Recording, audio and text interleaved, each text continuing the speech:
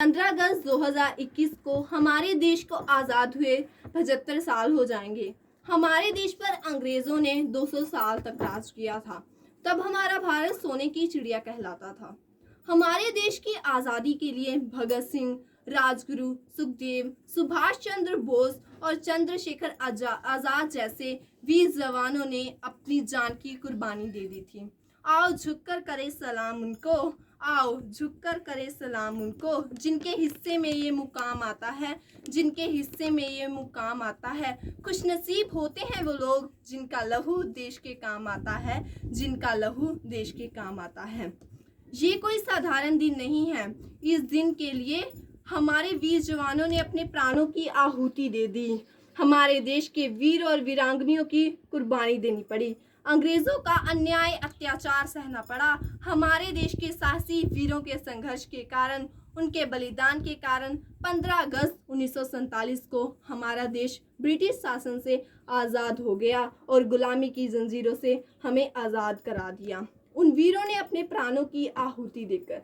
सचमुच आसान नहीं था यह खुशियां पालना, आसान नहीं थी आज़ादी की जंग। पूरी दुनिया सो रही थी, तब भी हमारा भारत जाग रहा था, क्योंकि उनके दिमाग में यही सवाल था कि हमें ये आज़ादी की जंग जीतनी होगी।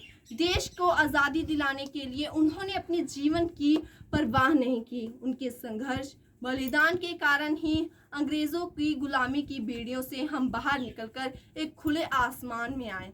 भूल ना जाना भारत के सपूतों का बलिदान, भूल ना जाना भारत के सपूतों का बलिदान।